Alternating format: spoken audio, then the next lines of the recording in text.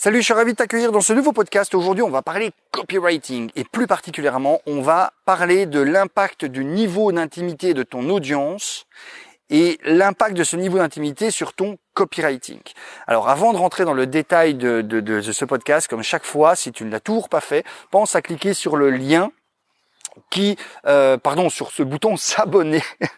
Pense à cliquer sur le bouton s'abonner qui est en dessous de ce podcast, à activer la petite clochette également pour recevoir les notifications chaque fois que je sors un nouveau podcast, autrement dit, chaque mardi, chaque jeudi et chaque samedi. Alors, c'est niveau d'intimité de ton audience et l'impact que ça a au niveau de ton copywriting. Alors, quand on parle de niveau d'intimité, en fait, c'est équivalent que de parler de degré de sensibilisation de ton marché. Ce degré de sensibilisation de ton marché, moi j'aime bien souvent le comparer au niveau de compétence des personnes. Qu'est-ce que je veux dire par là? Tu as certainement peut-être déjà entendu parler du fait que nous avons 4 niveaux de compétences, de connaissances. C'est-à-dire que chaque fois que tu développes une nouvelle compétence, tu vas passer par 4 stades, par 4 niveaux. Et ce premier niveau, c'est le fait d'être incompétent de façon inconsciente. Typiquement, ça veut dire que tu ne sais pas faire quelque chose, mais tu n'as pas conscience que tu ne sais pas le faire, ou tu n'as pas conscience que c'est nécessaire de savoir faire cette chose-là. Ok? C'est typiquement, si on prend le cas du marketing par exemple, le cas d'un chef d'entreprise qui n'a aucune compétence dans le marketing digital, mais qui n'a pas conscience que c'est quelque chose qui peut véritablement l'aider à propulser les résultats de son business. Premier niveau de compétence. On n'a pas la compétence, mais on n'est pas conscient qu'on ne l'a pas. Le deuxième niveau de compétence, c'est quand on est incompétent, mais de façon consciente. C'est-à-dire, on ne sait toujours pas faire quelque chose, mais on en a conscience. On sait qu'on ne sait pas faire la chose. Le troisième niveau de compétence, c'est quand on est compétent de façon consciente. Donc ça veut dire, c'est quand on sait faire quelque chose ou quand on est en phase d'apprentissage de quelque chose, mais c'est pas encore quelque chose de naturel. On a encore besoin de réfléchir de manière consciente pour réaliser la chose. La façon la plus simple de te décrire ça, c'est de te demander de te rappeler du moment où tu as commencé à apprendre à conduire. C'était pas encore au moment où tu apprenais à conduire, c'était pas encore naturel, c'était pas encore inconscient, tu avais encore besoin de réfléchir à tous les mouvements que tu faisais, à la manière d'embrayer, débrayer, etc., etc.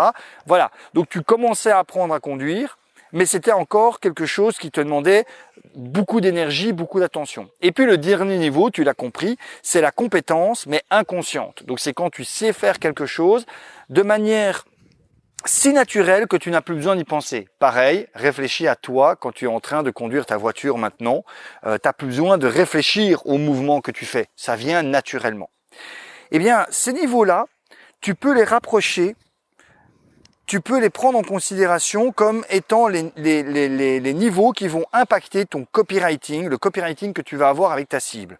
Ce que je veux dire par là, c'est que en fonction que ta cible, elle est à un stade incompétent, inconscient ou un stade compétent, inconscient, forcément ton copywriting, ta manière de rédiger tes argumentaires, tes emails, etc., etc., etc., cette manière-là va être totalement différente.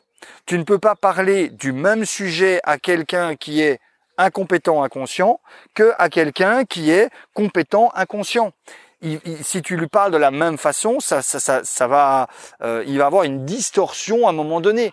C'est que ton discours, soit il va être plutôt taillé pour quelqu'un qui est incompétent, inconscient, et donc à ce moment-là, le gars qui est compétent de manière inconsciente, il va se dire « Ouais, mais attends, avec quoi il vient? C'est de la connerie, je m'en fous. Oui, ça je sais déjà, tout ça depuis des années. » Et à l'inverse, si tu as un discours qui est taillé pour quelqu'un qui est compétent de manière inconsciente et que tu le balances à quelqu'un qui est incompétent, inconscient, ça va lui passer, mais largement au-dessus de la carotte, il n'en aura rien à foutre, il va pas faire attention à ce que tu racontes. Tu l'as compris? ça implique quoi? Ça implique à nouveau cette absolue nécessité de connaître sa cible, de connaître son marché et de savoir où ils en sont. À quel endroit tu peux placer le curseur pour ces personnes? Est-ce que tu les places plutôt au niveau 1, au niveau 2, au niveau 3, au niveau 4? Ça, c'est le premier élément très important à prendre en considération par rapport à ça. Le deuxième élément important à prendre en considération par rapport à ça, c'est le choix justement de ta cible. Idéalement, tu dois éviter comme la peste les personnes de ton marché qui en sont au stade numéro 1, qui sont incompétents, inconscients. Pour reprendre un petit peu ce que expliquait Eugénie Schwartz dans sa Bible sur le copywriting, ce sont des personnes qui n'ont aucun niveau de conscience par rapport à ce que tu proposes.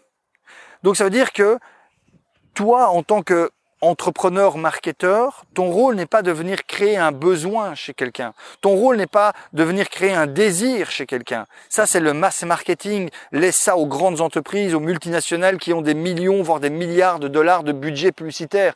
Toi, tu n'es pas là pour prophétiser les gens. Tu n'es pas là pour les conscientiser, justement. Tu es là pour aller chercher des gens qui ont déjà un certain niveau de conscience par rapport à ton sujet, par rapport à ta thématique, qui ont déjà un certain désir, qui ont déjà entamé une certaine démarche par rapport à ça, et tu es là pour aller cueillir ces personnes-là et leur dire « Eh oh les gars, je suis là ».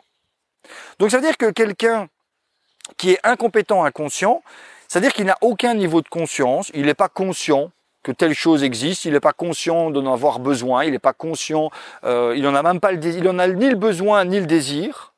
Si toi, tu essaies de t'adresser à ces personnes-là, aussi bon soit ton copywriting, il y a grande chance que tu vas te casser les dents et que tu vas perdre énormément de temps, d'énergie et d'argent à essayer de convaincre des gens qui n'ont strictement rien à foutre. Donc ça, c'est le deuxième élément important à prendre en considération dans ton copywriting, c'est d'éviter comme la peste ces personnes-là. Est-ce qu'alors il faut que tu t'attaques aux personnes qui ont le deuxième niveau de conscience, c'est-à-dire qui sont un petit peu comme ces personnes incompétentes, conscientes? C'est vrai. Ça peut. On pourrait se dire, ben ok, là c'est des personnes idéales. Ils sont conscientes. Elles sont conscientes qu'il y a quelque chose qui leur manque.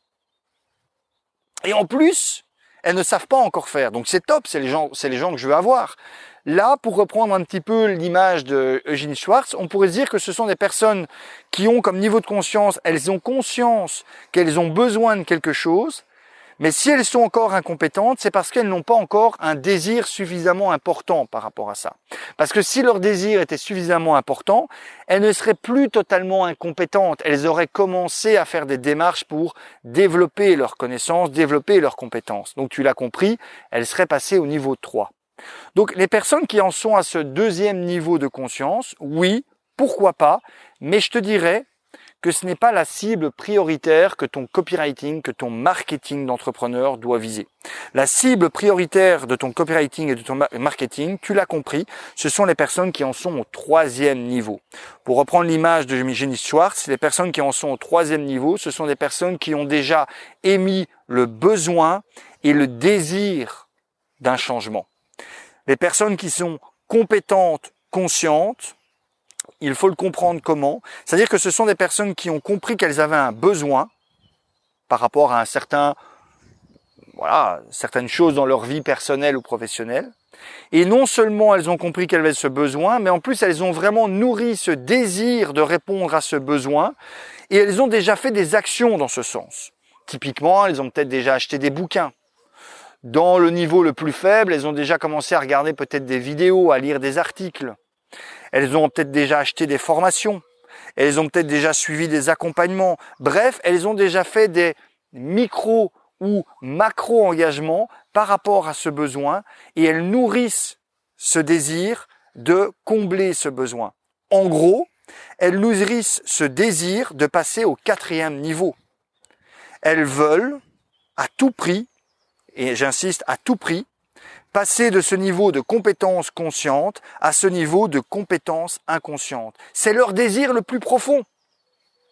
Elles se rendent compte qu'elles ont encore besoin de choses et elles sont prêtes à tout pour y arriver.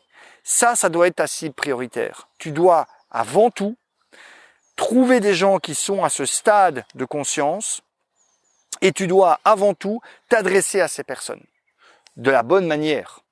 C'est-à-dire en ayant toi-même conscience qu'elles en sont dans ce stade-là, tu les trouves et tu leur adresses le message. Et crois-moi, il y a déjà suffisamment de gens dans tous les marchés possibles qui sont à ce stade-là pour te contenter dans un premier temps de t'attaquer à ces personnes-là. Ensuite, tu pourras toujours, ou alors en parallèle, si tu le veux, mettre quand même des efforts pour essayer d'aller chercher des personnes qui en sont au stade numéro 2.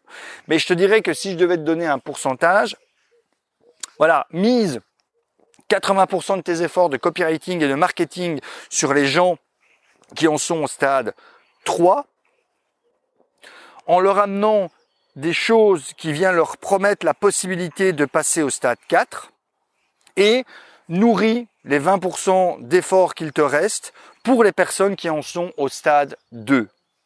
D'accord ? On n'est jamais tout à fait 2, on n'est jamais tout à fait 3. Il y a des gens du coup qui naviguent entre le 2 et le 3. Donc c'est pour ça que ça peut être intéressant de malgré tout avoir une partie de tes efforts de marketing et de copywriting qui se dirigent vers les personnes qui sont plutôt dans ce stade 2. Mais il faut malgré tout avoir un maximum de focus sur les gens qui en sont au stade 3. Pourquoi ? Parce que c'est là que tu te donnes la plus grande chance d'avoir un taux de conversion qui soit au top. Et c'est ce qui est nécessaire. Je te dirais aussi que travailler sur le stade 3, les personnes qui sont au stade 3 te permettent de développer le premier pilier d'une entreprise rentable, c'est-à-dire la rentabilité à court terme, et mettre malgré tout une partie de tes efforts sur les gens qui en sont au stade 2 te permet de travailler sur le deuxième pilier de succès d'une entreprise, c'est-à-dire la rentabilité à moyen voire long terme. Je vais terminer sur ça. Ça me ferait très plaisir d'avoir ton feedback en commentaire, de dire tiens, est-ce que tu avais conscience justement de cela? Toi, est-ce que tu as en place justement une structure, une stratégie marketing, copywriting qui te permet comme ça de bien doser tes efforts là où il faut? Donc laisse-moi ton commentaire, mets-moi un petit like ou un petit dislike et pense également à cliquer sur le lien qui est dans la description de ce podcast, peu importe la plateforme où tu es, pour justement récupérer gratuitement un cadeau que je t'ai préparé. Je te souhaite une excellente journée et je te dis à très bientôt pour le prochain podcast. Ciao.